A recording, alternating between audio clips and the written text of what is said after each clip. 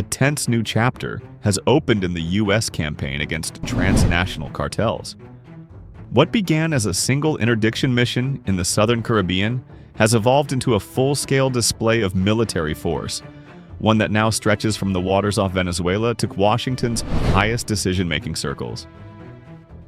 The operation, aimed at crippling the Tren de Aragua, Venezuela's most violent cartel, has drawn regional outrage, international scrutiny, and the attention of global powers. A deadly encounter at sea. It started with a small, unmarked vessel slicing through the Caribbean waves under the night sky. Sailing without a flag, identification, or radio contact, the boat violated international maritime law, an immediate red flag for U.S. naval patrols in the area. Within minutes, U.S. forces tracking the suspicious craft identified it as a cartel death boat linked to the Tren de Aragua, a notorious Venezuelan criminal organization designated by Washington as a foreign terrorist group. When the vessel ignored warnings and continued its course, the situation escalated rapidly. U.S. assets in the region executed a precision strike, obliterating the boat in seconds. The Pentagon later confirmed that 11 cartel members were killed, and no American personnel were harmed. Though officials declined to reveal what specific platform carried out the attack, experts speculate it could have been a drone, helicopter, or ship-launched missile, all part of the Navy's arsenal for maritime interdiction. The incident marked the first lethal strike in a new anti-cartel campaign, signaling a strategic shift. The U.S. is no longer content to intercept smugglers. It is prepared to destroy them outright. Tren de Aragua, a cartel with a state behind it. The Tren de Aragua has grown from a Venezuelan prison gang into a regional powerhouse of organized crime. Operating across South America and into the Caribbean, the cartel engages in drug smuggling, human trafficking, extortion, and political violence. Intelligence agencies allege that the group functions under the protection, or even direction, of Venezuelan President Nicolas Maduro, whose government faces U.S. indictments for narco-terrorism. Washington has accused Maduro's regime of turning Venezuela into a narco-state, channeling tons of cocaine into North America with the help of Colombian insurgents. The U.S. Justice Department first charged Maduro in 2020, offering a $15 million reward for his capture. That bounty has since ballooned to $50 million, making him one of the most wanted men in the world. By designating the Tren de Aragua and several Mexican and Central American gangs as foreign terrorist organizations, the Trump administration opened the legal path for military action, a move that effectively blurs the line between law enforcement and warfare. A show of force in the Caribbean. Following the strike, Washington ordered an impressive show of naval strength. Reports indicate that 3 Arleigh Burke-class guided missile destroyers, including the USS Gravely and USS Jason Dunham, along with 1 attack submarine and several Boeing P-8 Poseidon maritime patrol aircraft, have been deployed toward Venezuela. These warships, equipped with Aegis radar and Tomahawk cruise missiles, give the U.S. both surveillance and strike capabilities across thousands of square miles of ocean. Additionally, an amphibious ready group led by the United States ship Baton and carrying roughly 4,500 sailors and Marines was dispatched from Norfolk. The group's Marines, drawn from the 22nd Marine Expeditionary Unit, specialize in amphibious assaults, rapid crisis response, and counterterrorism operations. Although initially delayed by a hurricane, the amphibious Ready Group mission remains active, officially framed as anti-trafficking support, but strategically poised for much more. If confirmed, this deployment represents one of the largest U.S. naval formations off Venezuela in years, combining surface warships, air assets, submarines, and amphibious forces into a single, flexible strike group. The message to Maduro. In Washington's eyes, this is more than a counter-narcotics operation. It's a warning to Nicolas Maduro. The U.S. no longer treats Venezuela's drug trade as an isolated criminal enterprise, but as an extension of the regime itself.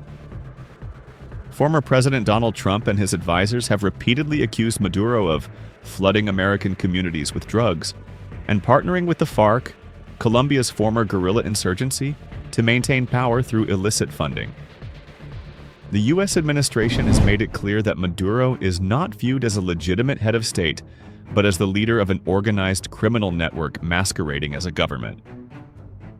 Secretary of Defense Pete Hegseth recently stated that the main person who should be worried is Nicolas Maduro, calling him a narco-terrorist dictator with American blood on his hands.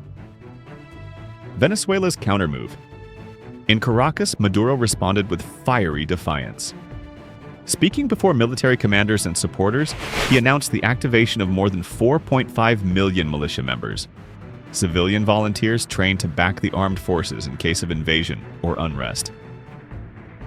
The empire has gone mad, Maduro declared, accusing Washington of threatening Venezuela's peace and sovereignty.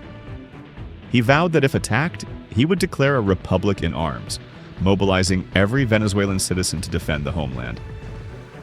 His rhetoric echoed Cold War-era revolutionary slogans, painting the U.S. as an imperial aggressor seeking regime change.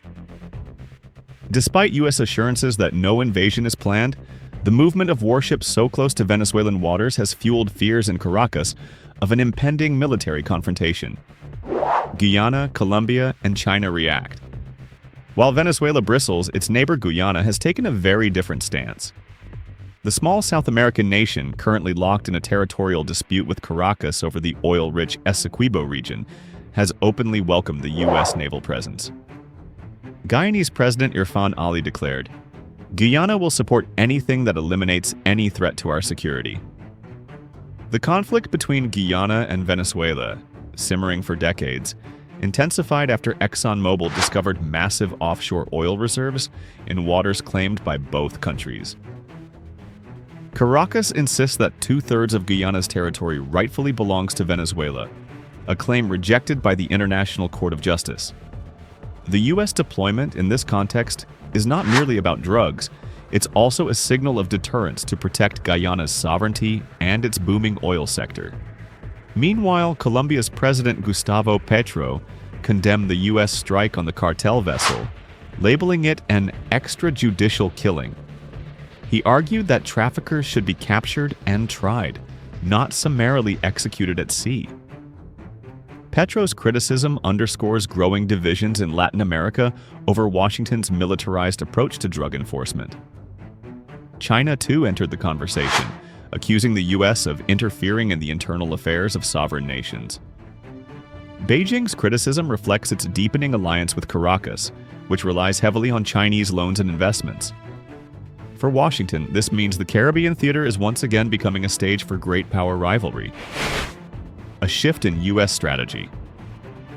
Historically, U.S. anti-drug operations have emphasized law enforcement and interdiction, seizing vessels, arresting traffickers, and dismantling supply chains. The recent strike marks a stark departure from that model. Instead of capture, the policy now appears to favor destruction and deterrence. As Senator Marco Rubio explained, interdiction hasn't worked for years. The only way to stop traffickers is to destroy their boats and make the risk unbearable. Former President Trump echoed that sentiment, claiming U.S. intelligence had recordings of the cartel discussing the massive shipment aboard the targeted vessel. "Once they see what happened," Trump said, "they'll think twice before trying it again."